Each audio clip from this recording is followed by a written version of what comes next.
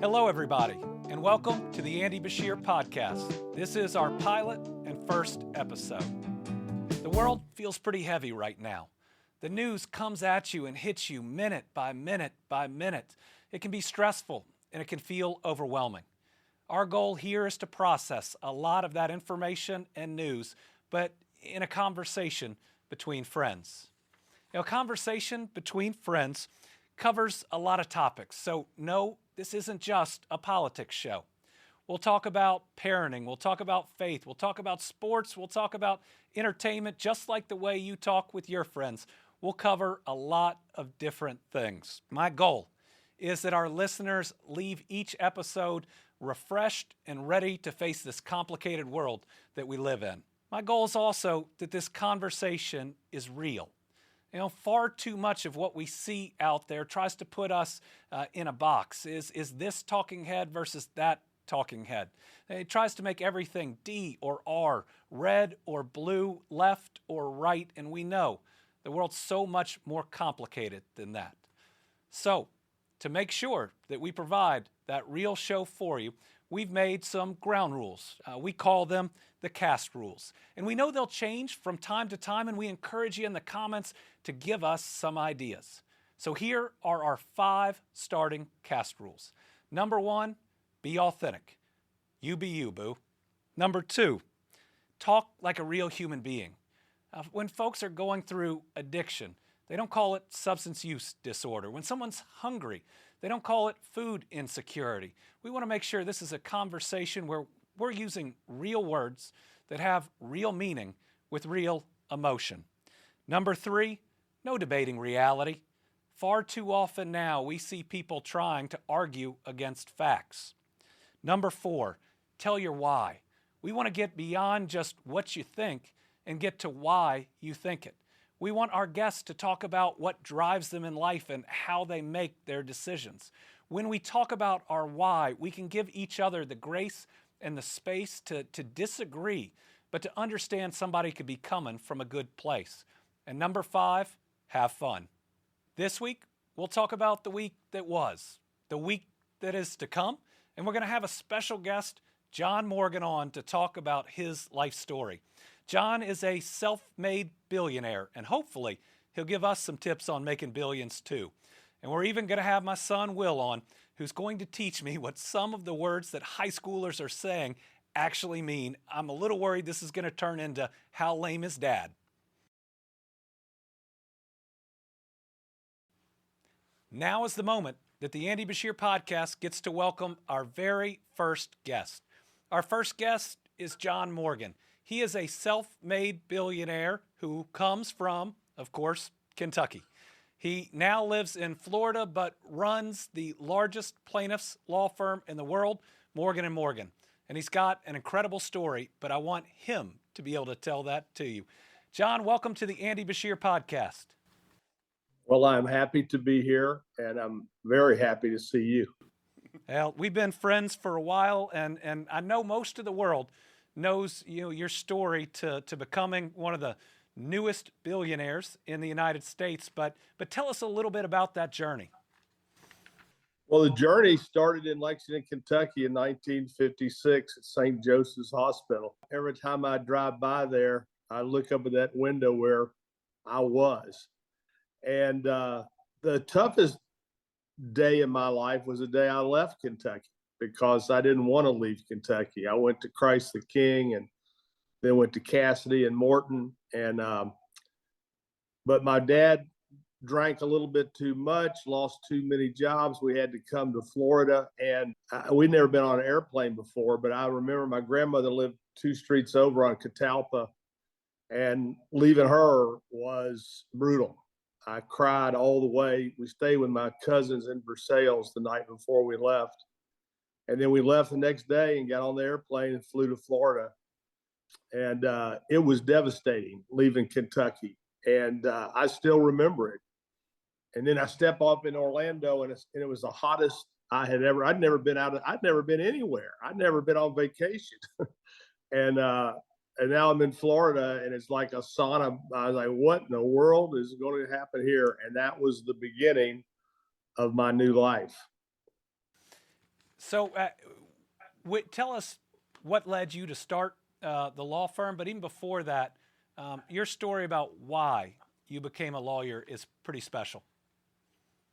Well, I became a lawyer. Look, I got to confess, I'm no good in math and I'm no good in science. So I learned that early on at Christ the King. I was going to have to, and I like to debate and I like to argue. So I kind of knew that I had to be something in the legal field, but I couldn't do numbers.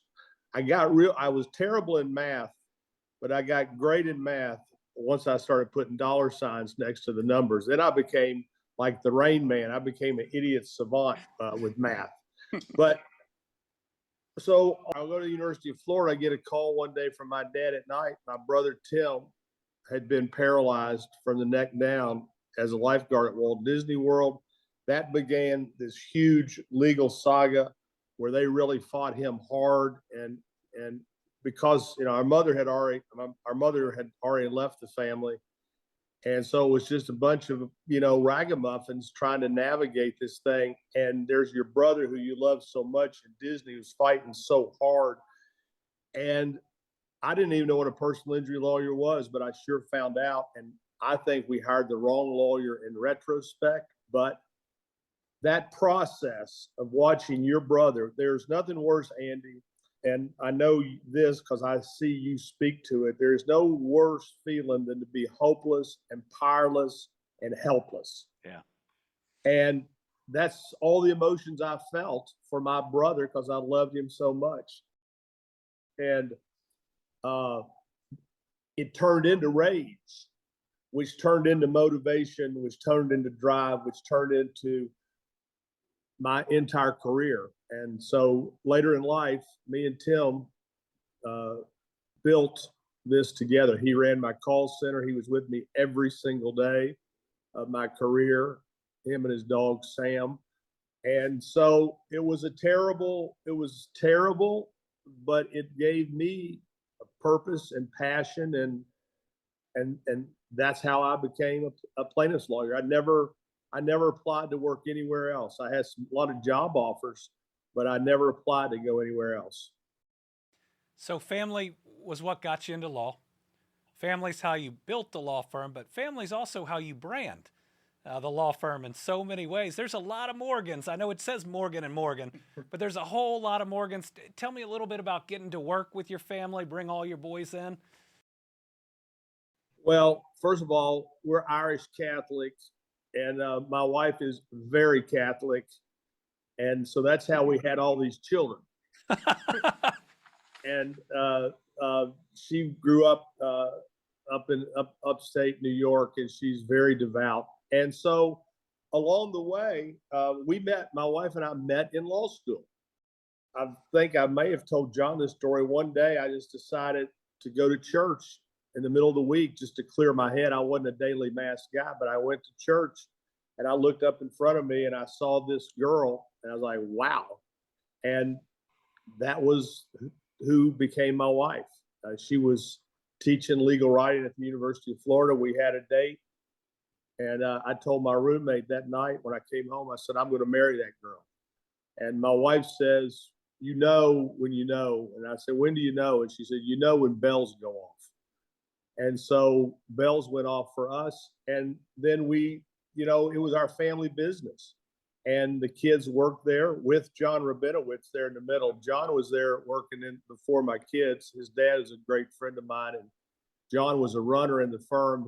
His main talent was setting up happy hour on Friday afternoon. Set up my future with the Instant Bourbon Bar, right? Yeah. Oh yeah. He was serving us. Nice he plug. was serving us. He was serving bourbon before he knew he was going to Kentucky. And so I introduced John to bourbon and happy hours. And so they all grew up kind of in the business. You're sitting at the table at night. You're talking about cases. You're talking about justice. You're talking about trials. You're talking about legislation, tort reform. I mean, they're probably the only kids in America who knew what tort reform was from dinner conversation. Most people think it's like, some kind of venereal disease you got to cure. But they grew up in the business, and they all all three of my boys are in the business, and my daughter Kate has a structured settlement company. So it's Morgan and Morgan. My wife says she is the first Morgan and that I am the second Morgan. And Sounds you know right. what? You know what? Sounds good to me. Sounds right. When I look at my life right now, I realize the most popular Beshear is my dog Winnie, who's right here, followed by my wife, my kids, and I come somewhere after that. Listen, you can't go wrong with dogs. Don't ever. You can never go wrong with dogs. As my brother Tim used to say, dogs know. They know who's good and who's bad. We had some people over here at the house last night, and my dog kept going to this one lady. And I told her when she left, I said, I want to tell you something. I know you're a good person. She said, why? I said, because dogs know. And they do. John, I know with your brother and watching what he went through, you also developed a passion for legalizing medical marijuana and seeing what it could do for people. I did two things. Well, first of all, he was on Percocet and Xanax and everything else, and he would be a zombie. You know, he was taking so many, but marijuana stopped the spasms, stopped the pain, settled him down, and I saw it. So when I started making money, I said, what can I do with my money? There's philanthropy, which of course, but then I called it political philanthropy, Andy. I talked about I'm going to take a chance and spend millions of dollars to get a constitutional amendment on the ballot. If I can do it, I can do more good with this risk money than I could in anything else. So I did it. The first time I did it, you need 60% in Florida. The first time I did it, we failed by 1%. I said, no, we're going to come back. We came back and we passed it with 72%. And then later, and here's an important lesson that I think you have demonstrated in the state of Kentucky. I said, you know, this minimum wage disparity is unfair. I've already learned this thing. And so I did another ballot. The minimum wage in Florida was $8. I did a ballot to raise it to $15. Everybody said, you're crazy, you're crazy. And I said, no, I'm going to try this political philanthropy one more time. Think of the good I can do by raising the minimum wage by double. And guess what? It passed with 63% of the vote. Mm-hmm. But here's a real lesson. And I've watched it with you in Kentucky. When you take the D and the R next down from issues, amen. Most of us agree on most things. Most people are very, very good and very, very compassionate and very, very kind. It's when we get these special interests who want to stop us, who want to have free labor or want to have a market on, you know, pharmaceutical industry certainly did not want medical marijuana because it works. And so from afar and sometimes up close, I've got to watch the way you have governed. And I will tell you, it's almost like you were watching us in Florida to see that most of us agree on most things when we're working for each other and not for special interest. Amen. I'm convinced that when people wake up in the morning, they're not thinking about politics. You know, they're thinking about their job. They're thinking about their next doctor's appointment, the roads and bridges they drive every day, the school their kids go to, and public safety in their community. And if we could just take out the right and the left, the D and the R, the red and the blue, think about how much we could do. Well, listen, I've seen it in Florida, and there was two other amendments that passed too. One, they restored felons' rights. Everybody said it wouldn't pass. Then they got fair district. We all agree. Most of us agree on most things, but politics and special interests and monopolies is what's choking us all down. And so it gave me great hope. It gave me great hope about people because I don't want to lose faith in people. And so I did both of those amendments. It passed. Me and Tim went around the state on a bus, barnstorming. It was almost like I was running for a political office myself. And we passed it. And listen, everywhere I go, people come up to me and thank me. I had a guy right before I left Florida, I was getting some gas, and this guy walks over and goes, I'd like to buy you a tank of gas. I said, why? He said, medical marijuana. I said, damn, I've already got the thing almost filled up. I said, I'll be back here next week. I got to think, when John Morgan travels on a bus, Are we talking about a school bus? Or are you talking about a concert tour bus? I used Willie Nelson's bus. You knew that had to be the answer. I used Willie Nelson's, the Calhoun family who does Willie's buses down in Leesburg, Florida. We painted it with our amendment. No, we did have some bourbon in those buses as we were crisscrossing the state of Florida. We appreciate you helping our economy. So the answer to when John Morgan goes on a bus tour, what bus he uses is Willie Nelson's. Well, the great night of my life here in Maui is, me and two of my boys, Matt and Dan, went down to Willie Nelson's house to play poker. And is Willie Nelson good at poker? And who else was at that table? Well, I'll tell you who. Paul Simon was at the table, but here's the story about Willie Nelson. So we're having this game of poker, and my son Dan's in it, and going back and forth with Willie. It's just him, and the pot was getting higher, and I was, staking Dan. And at the end, they show their cards, and Willie goes to pull up the chips, and Dan goes, "Willie, I think I won." And Willie looked down and goes, "Cool." And I don't know if Willie was making a mistake or was trying to hustle Dan, but I tell you, Dan about gave up his pot to Willie Nelson. He about got hustled by Willie at Willie's. Wow. I love it. This is already the best podcast ever after that story. We've talked a little bit about law, but you really run a giant business. You got 1,000+ employees, and I know you've written a couple books on leadership. Talk about your style and how you think other people can learn a little something on leadership that can help them. Well, Morgan & Morgan, we have 6,000 employees, and then I have other businesses, hotels and attractions, and build shopping centers. The way I manage is this: always try to hire somebody better and smarter than you. The way companies usually go down is A's hire B's, and B's hire C's, and C's hire D's, and before you know it, you got an F company. You got to hire people that challenge you, that make you better, that are coming at you for more money, more points, more equity. My God, Rabinowitz has been like a tiger about wanting more money, but when they deserve it, they get it. So as John Rabinowitz knows, I've surrounded myself with really, really strong leaders. I mean, people who could do anything. And then I give them a lot of rope. We set our goals, and we watch our goals every day. We measure our productivity every single day. But at our firms, whether it's the attractions, everybody can do better by doing better. It's very formulaic. You do this, you keep making more money, you keep making more money. I believe strongly in partnership. I believe strongly in bringing people who own. Why? Because if you own the business, you'll turn the lights off when you leave at night. If you don't own the business, you might not even lock the door when you leave at night. And I want that owner mentality. I think we have, John, 140 partners across Morgan & Morgan.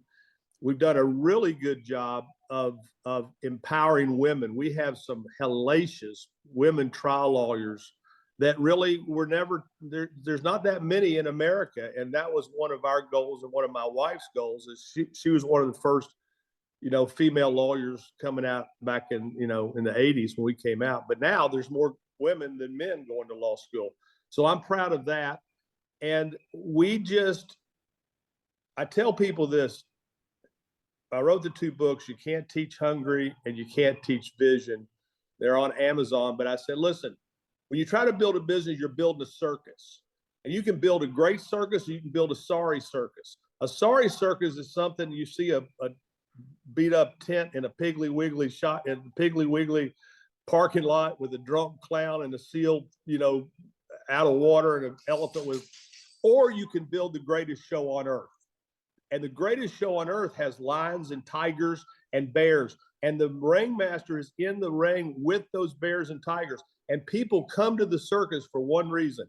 They want to see the lions and the tigers eat the man in the ring. They want to see the guy fall off the wire. How do you stop that from happening? And this is how I manage. You love them and you feed them.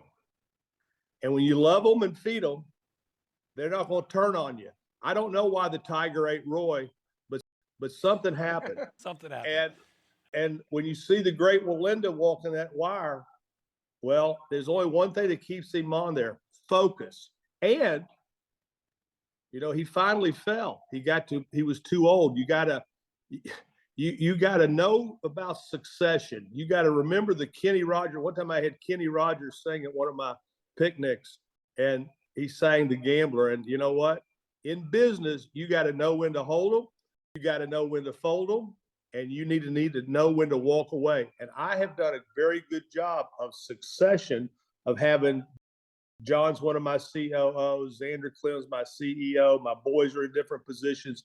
You got to be real. You got to know what you can do. Should I be up on that wire at some point? Maybe not, but I still have a lot of institutional knowledge that I can help them go back on the wire. So feed them, pay them, focus. Still, Andy, if you don't mind, he's still very much involved in daily activities, and so are the boys. We talked about the boys earlier, and they just aren't on commercials. Mike's getting verdicts, Matt's getting verdicts, Dan's everywhere now, and we get the opportunity now to get an interview some of the best trial lawyers in the world. They want to come work for us, which is awesome. And one thing I always say about it, it's so true, is John gives you nothing but opportunity. And that opportunity is limitless. If you're willing to work hard, you're dedicated, and like he said, and you're focused. And so it's been great. So what I learned from that answer is that John has impressive circus knowledge and that Piggly Wiggly is never going to sponsor this podcast. They might. John, I'd close by saying I think one of the reasons that you got into law and one of the reasons I got into politics is that we don't like bullies. I don't like when bullies pick on people. And I wanted to be in a position to stop them. When you look at parts of our country and the world right now, you see a lot of bullies. Tell us your thoughts. We're living in a special time where we're in, reality is not reality. And we're all being gaslighted like we've never thought possible. But the bad thing about getting old is getting old. The good thing about getting old is you get some wisdom. You get to see things. What's happening now, pendulums used to swing very slowly in politics. But now pendulums swing very fast. And you can be in today and out tomorrow. And I believe what's going to happen in America is America's going to wake up on its own and go, what were we doing? What were we thinking? Look, I understand the immigration situation. I understand the waste in government, but I don't understand cruelty. I understand you got to lay somebody off, but I don't understand taking a chainsaw and being gleeful. Look, Andy. Dancing around on stage. Dancing around. My dad got fired a lot. And when I'd come down the street and see his car in the parking in the driveway, I knew that another bad spell was coming. And for the family whose parents lose their jobs, it's devastating. And by the way, those are your heroes, your mom and your dad, no matter who. Everybody's mom and dad's a hero. And now they're fired. I don't like the joy that we're having in people losing their jobs. And I understand government waste. Believe me, I'm a business person. But as John Rabinowitz knows at Morgan & Morgan, I don't fire easily. And when I do fire, I fire with severance. And a lot of times I just come in and say, look, it's better to get a job with a job. Go out there and, apply and let me help you. And maybe it's just, I'm kind of, those Depression era kids, they had their scarring. My scarring is from my dad losing so many jobs. So it's very painful for me to watch the joy in firing people. But I think this pendulum will swing faster. I think people will say, wait, we wanted some of this, but we didn't want all of this. And the problem with politics now is there's just, it's either A or B, and there's no there. you can't even say, I want to compromise. If you say, I'm going to compromise, they see he's weak, he's bad. But compromise is what makes business work, and it should be what makes our country work. I couldn't agree with John more about the swinging of the pendulum and the belief that the American people right now just desperately want it to stop swinging. Ladies and gentlemen, John Morgan, thanks for joining us. Thanks, John. To have a conversation between friends, it helps to have one or two. So today we're starting with my friend John McConnell, a businessman from Western Kentucky that's going to talk through some of the issues of the day with us. You ready, John? Andy, I'm ready. I'm definitely the new one in front of a camera and a microphone, so just got to follow your lead. So when we look at this last week, I think we saw one of the craziest political governmental stories that I can ever recall in my life. And that's all of these national security officials, the Secretary of the Department of Defense, the Vice President, and so many others on a text chain talking about a military strike. And if that wasn't bad enough that all of these national security officials are talking about classified information on a text chain, one of them adds a reporter, and a reporter apparently that they don't like. So these folks that apparently can't operate their phones are in charge of our missile defense systems. So tell me your thoughts as this news came out. Well, I mean, we've all added an accidental person to a text chain. I mean, you can be embarrassed, but this kind of goes beyond being embarrassed. So one question I would have is when you do get sensitive information, which I'm sure happens from time to time, is this the typical protocol? Is that a text chain gets formed and you just have to be careful with reporters? No. As governor, you don't get a lot of classified information. But when I get sensitive information, I have to go to a secure location. I have to store my phone outside that secure location. And then anything I am shown is taken back. And then you leave the secure location. So imagine the difference between that for information that's probably not all that sensitive if I'm getting it as a governor, and this. Well, and you've got a few employees in the state, I think, around number 30,000, somewhere around that number. So when you start to look at leadership and you start to talk about accountability, just kind of curious, is there a thought process that goes on if this had fallen on your desk and all of a sudden you get extra reporters added to a text chain with sensitive information? Well, the first thing would be consequences. I mean, this is a mistake that you can't make when you're talking about national security. But the second is, if you've made a mistake, I think you've got to own it. I mean, they're trying to blame the reporter, and he had the funniest response, I thought. He said, "Hey, you added me to your text chain. I thought we were friends, and now you're coming after me." But in the very least, they ought to be able to look at a camera and say we messed up. I think the American people will forgive you for a lot, but only if you're honest with them, and they can tell dishonesty. They can see that people aren't being honest about this. You know, I had a really embarrassing moment during COVID. I remember this. You remember this? I remember this. So there was an application for unemployment benefits under the name of Tupac Shakur. And I got, all revved up, and I went out there for one of the updates, and I looked at the camera and I said, people are trying to take advantage of us during this period. There was somebody named Tupac Shakur that filed for unemployment, and this is a fraud. Well, there's a real person in Kentucky named Tupac Shakur. He lived in Lexington, and he had applied. And in fact, one of the reporters at the update knew it and let us know afterwards. And I felt awful. I mean, I just almost run over somebody in public, but he owed I owed him a direct apology, which I did, and he was really graceful about it. But then I came back on and looked at every camera I did the day before and said I messed up. I mean, why can't these people, when it is so obvious and when there's such trust that's supposed to be in them, just say we messed up?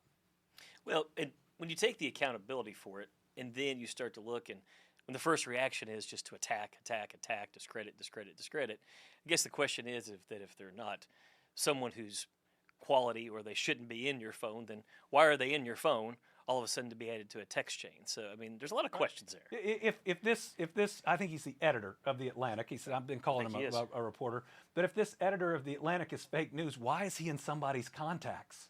Mm-hmm. And then you have to ask, are there other things going out to him? Because you just don't know if they're already in your contacts. Why is he in the contacts? Yeah. Is this one where people are feeding him stuff when it helps them and then calling it fake news afterwards?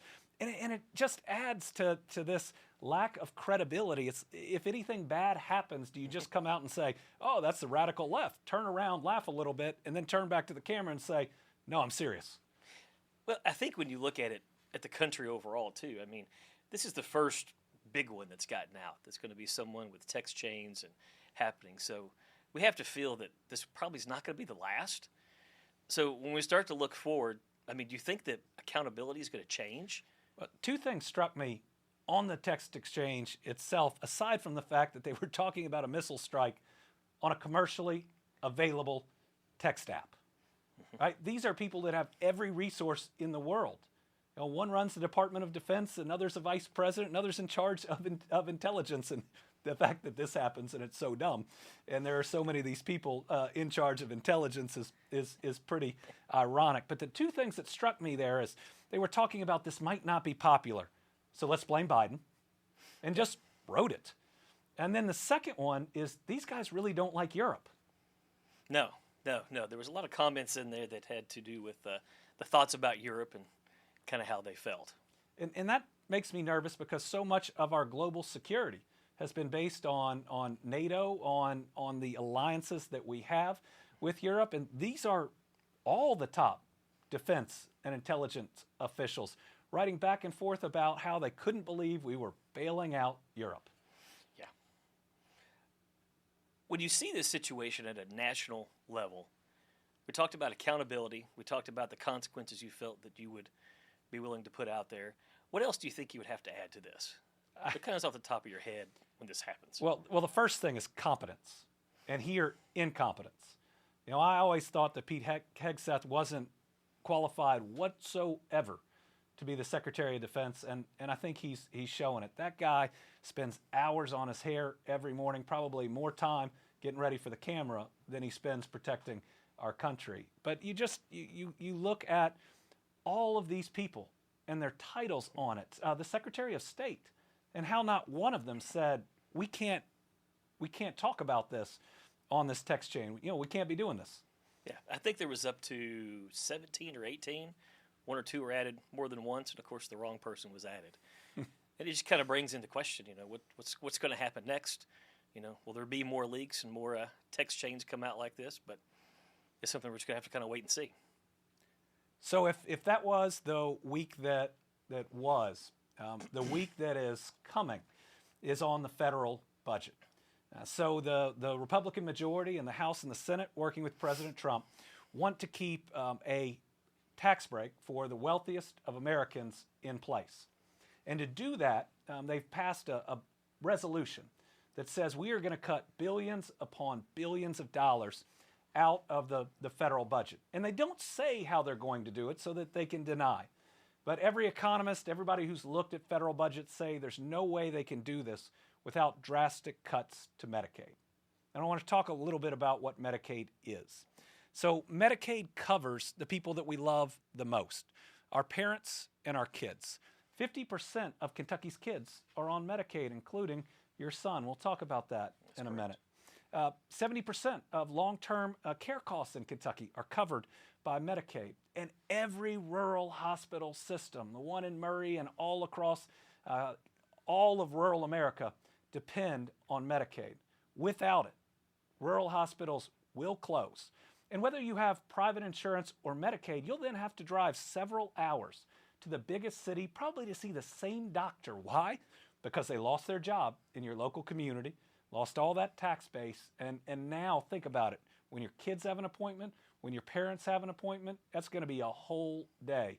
Productivity will be impacted, and then just the communities itself. Because you and I know the number one employer in most of our rural communities is the school system. Yep. And of course, there are attacks and cuts there that have been threatened. But number two is the local hospital system. Yeah, and we're fortunate to have a great hospital system in our town. And when you look at what Medicaid does and what it provides, I mean, you mentioned the kids in Kentucky, but it covers close to 30 million kids in this entire country. They put another 80 total insured on top of that. And Medicaid is a real lifeline for a lot of people who just either can't afford to get health insurance, and there's in that situation of what do I do next? You know, I need medical care, I need help. Then how do you go get that, and how do you access it? Well, and I wanted to have you on today on this because we want to show our why. Mm-hmm. So tell us why this is so important to you. Well, my son, 14 now, Lyndon, is autistic and nonverbal. So and amazing. Yeah, he's a good kid. He's a good kid, and he's bigger than me now. So he's his own little animal with his own little mind to him. But when you look at the resources that Medicaid has made available for us, as far as speech therapy, language therapy, ABA therapy, that's a huge one for us. You know, when we first started down this path and we realized Medicaid was an option and we tried to find a way to get on it, then we ended up accessing a waiver program after that opened up so many more resources to us. And the ability for him when he was young to go 4 to 5 days a week to one-on-one therapy, just helping him cope. And it what people don't realize is they talk about Medicare and they talk about the cuts and what that can do to Medicaid, yeah, and to the families. Medicaid, if you have that support, and all of a sudden you have a family like ours, because you know Heather, my wife, she ended up not working, and she's an RN. So when you start to look at the ability to have his improvement to where he can go to school, to where he can start to participate more in life, all of a sudden it becomes, this sounds strange, part of a workforce issue. Because she's free to go do things now. And you know, this touches everybody.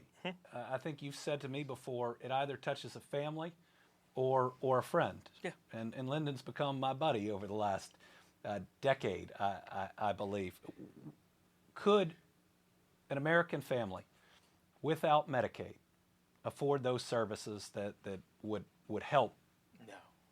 No, the cost is just, it's too much to be absorbed because you end up with, I mean, it's $70, $80 an hour for one-on-one therapy. And these kids, when they're young, the intervention is what changes that path 5 and 10 years later. So the ability to have intense therapy and get those kids the help they need, you know, from the ability to use a utensil, the ability to communicate on a communication device, which he can do now when he wants to. His voice. Yeah, his voice. He can use his voice, and he can. That changes your ability to interact with the world, not just with him, but for the whole family, to get out and to be mobile. So if we had members of Congress that are watching that will have to vote on all this, what would you say to them? I would say think about the families who need this the most.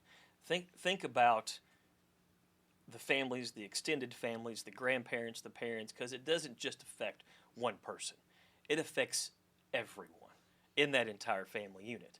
And the one thing that I'll notice is we're out and about, and you know, obviously we speak openly about this.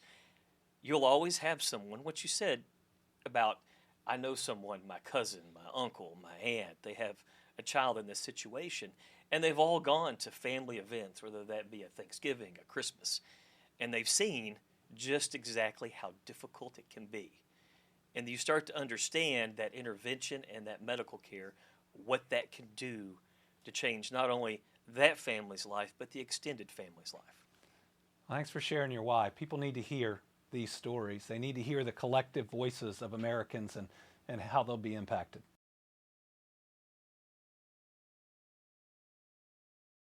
While we're filming this podcast, the country is tuned in to watch March Madness, so we have to talk some sports. We've added a couple of extra, friends and family for this segment. My friend John Rabinowitz, an attorney at Morgan & Morgan and an NFL agent.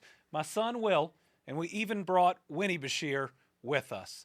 So first, for anybody who isn't aware or maybe doesn't follow sports, but this podcast is about learning about new things. What is NIL? So NIL, name, image, and likeness, was something that the NCAA approved, I think, in 2021. And what it does is it allows student athletes to be compensated for their name, image, and likeness. Go ahead. And there's been a push for a while for this. If we remember the story about Michigan's Fab Five and the amount of money that I think Nike and Michigan were making, and they were being marketed, yet if I remember, Chris Webber had trouble paying for a pizza. So, listen, forever there's going to be times where people say there's pros and cons. Is a scholarship enough? But understand, these schools were making hundreds of millions of dollars off the name, image, and likeness of student athletes for many years. And what the NCAA and now states like Kentucky now allow those individuals, those student athletes, to be compensated for their commercial image. So, John, tell us a little bit about what it's like to represent an athlete. Listen, it's much different in your 40s than it was when you were 20s, but it's been a true honor. Like, we've really gotten to be part of the journey of so many young student athletes, young men, as they've grown, not just in the league, but like as fathers, as husbands. And so they've had tremendous success. We've had the opportunity to lead a lot of people. This year, like, we're really excited. We have a local quarterback from the University of Louisville who we believe is the best quarterback in the draft, Tyler Shuck. We truly believe he is the first-round quarterback that everybody needs. And so, it's been an honor, and we're really excited about Tyler and what he can accomplish at the next level. Sports is so different right now than it was even just a couple years ago, with NIL, I think, being an enormous change where athletes can get some compensation, but it's definitely changed collegiate athletics. Well, listen, you were a leader in it. If you remember, I think it was around 2021 is when the NCAA allowed student athletes to commercialize their image. And so, there's people that are for it. There's people that are against it. Some will say that the scholarship is enough. I will tell you that I'm one that, although there are pros and cons, I'm one that I believe the student athlete should be able to be compensated for their name, image, and likeness. I think shortly after the NCAA allowed it, you drafted a bill and it got passed, and we had, I think every head coach in the state come. And so, listen, it's reality. We have found that the coaches that adapt to that reality quicker have more success. But there's no question that in our world, and now the reality is that the name in the front of the jersey is more important than the name in the back, because the rosters will change every year. And we're even seeing NIL starting in some states to get down to high schools. It is. Listen, we only have one athlete in this room right now. It's not John McConnell or myself, right? But I will tell you that some of our best athletes in Kentucky are recruited by high schools out of state to come, and some are compensated in an amount that would really shock you. Like, some are compensated, above $400,000, above $500,000. Wow! And this is in high school. Can you imagine? No. I know. It's crazy. Listen, you and I were not getting offered anything like that, right? So I wasn't getting offered a starting position, much less dollars. Definitely Will got his athleticism from Brittany. Yes, he did, from his mom. No, I think if NIL had existed when I was in high school, they would have made me pay the team. I love it.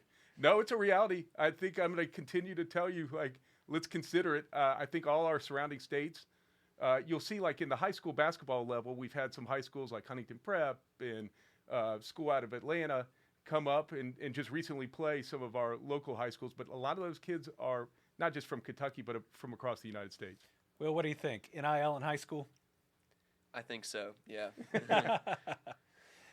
So as you look into the future, do you see any changes, anything like a salary cap that they have in the pros? So, you and I have talked about this, and we've talked to some athletic directors. It's our understanding that April 7th, we're going to find out whether the judge approves the NCAA settlement. And if that happens, I believe that each school has, if they opt in, up to a little over $20 million to compensate all their student athletes. I think that football will probably take the lion's share. Many will argue that that this will further divide the haves and have-nots in sports. But also remember, like, people still have to get get up to that number. So another thing is like boosters are going to become so much more part of the team to try to raise to that level.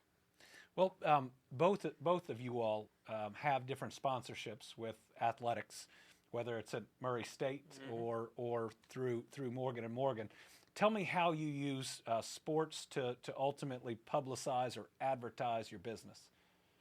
Well, in Murray, we've advertised the games for years just because, being a local business, it makes a lot of sense to go and advertise. But as far as me adding anything to the NIL conversation, I know the least about sports of anyone in here. And really, Will's the only one who's got a chance of getting any money out of this thing whatsoever. But we're building big expectations today. Hey, I'm for him. Hey, I'm for him. We'll just see what happens. Listen, Gov, let's just consider it. Yeah, so let's just consider it. So he's already gotten me to lower the age of getting your permit in Kentucky, and now it's NIL? It has to happen soon. That's it. I will tell you, to follow John, we're big, obviously Morgan & Morgan, we're big believers in NIL. Like, we've done it for a few years. We've had had incredible success. We really believe it builds our brand. Dan Morgan's kind of the head of that for us. We've represented student athletes, West Virginia, Kentucky, Georgia, Alabama. And really, what it does for us is it promotes our brand across the entire state and region. And we've had great kids represent our brand, and so we've had tremendous success with it. So when you are an agent, do you still end up rooting for teams like you did when you were growing up, or do you end up rooting for the players? So that is a great question. I will tell you.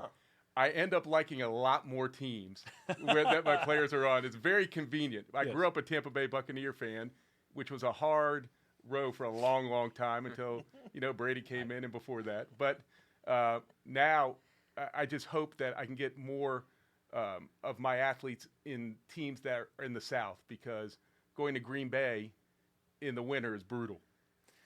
You always get asked in Kentucky which team you root for, and I finally found the right answer. It's that your job is to root for your in-state schools and to root against Duke. I think that's the right answer. Hey, sometimes that brings us all together. When I made that first sports bet. I was going to say the first sports bet, yeah. And Duke was 4-1 or 4-0 at the time. And I told you what a horrible bet that was. I couldn't believe it. And I bet the over on UK and U of L. Yeah. And when asked about it, I said, "Oh no, Duke will tank." Yes. And we were that close. End, yes. That close. Yeah. And so it's probably worth it. It was worth it. Oh. And by the way, we are doing incredibly well in sports wagering to show the power of sports. Over $3 billion in handle so far, and you led the way in that. So I want to ask a question, because we've always had the conversations around professional athletes and money management, and they're adults entering adulthood, most of them. Now all of a sudden we're looking at, for sure, college, and then also at the same time talking now about high school. So I think about kids Will's age all of a sudden coming up, being juniors and seniors, and being asked for contracts and where's that money going to go? I'm happy to manage his money. You'd love it. Will, what's your opinion? Is that a yay or a nay? I think it will eventually happen. You grow up a lot in high school, and I think that's just the next piece of this puzzle. Sure. And I will tell you, in college, they have collectives that try to guide the student athletes. There might be a change with this if teams opt in on how they manage that. But the parents are still heavily engaged in the student athletes we represent. And usually they have a financial advisor working through the process. And with NFL players, you have to be a certified financial planner to represent NFL players. So there's a lot of guidance, but you have to be super careful for sure.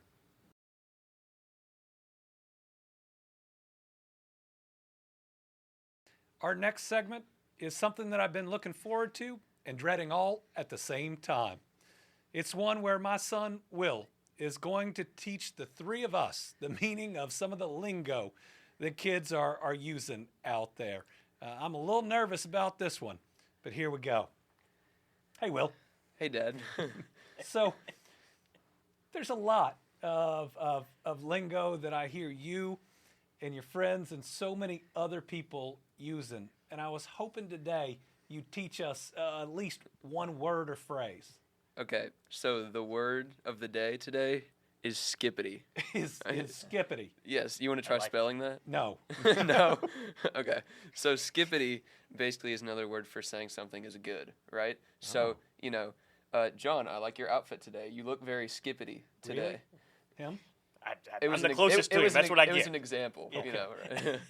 That was using it in a sentence. Right, using it in a sentence, yes. So I want you guys to try to use it in a sentence off of that definition. And I want to start with you, Dad. So, Ooh, so it's something that's good. yeah. Now wait. But then how does skippity different? Is it different than fire?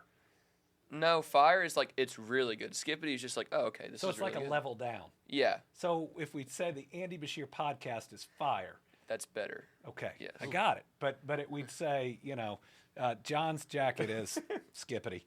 Right, but Winnie's collar is fire.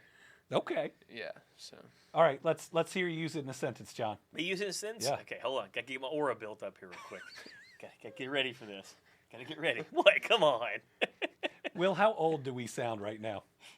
Not any older than 45. Oh, thank you.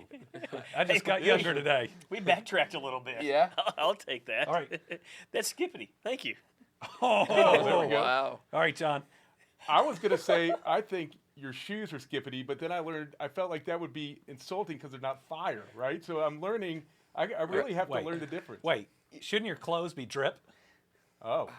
So, How yes, painful clothes is it are to drip. hear me say This drip? is very painful. This is, but, okay.